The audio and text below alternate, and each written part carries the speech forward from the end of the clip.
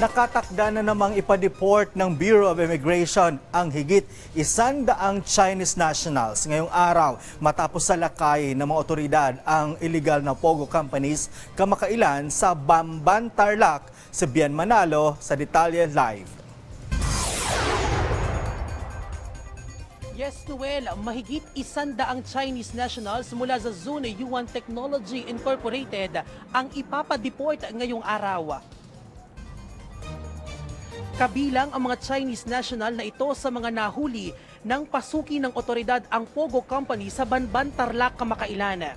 Bandang alas 6 kaninang umaga ay dinala na sa NAIA Terminal 1 ang mga Chinese national mula rito sa Pasay City. At mamayang alas 10 ng umaga ay lilipad na patungong China ang mga Chinese national sakay ng PR-336 bound for Pudong, Shanghai. Matatanda ang nagisa sa Senado si Bamban Tarlac Mayor Alice Guo dahil naging incorporator umano siya sa isa sa mga iligal na pogo na sinalakay ng mga otoridad. Nagsasagawa na rin ng investigasyon ang DILG kaugnay dito. Noel, ayon naman sa Presidential Anti-Organized Crime Commission ay posibleng masuspinde ang alkalde sa kanyang posisyon dahil yan sa umiiral na investigasyon.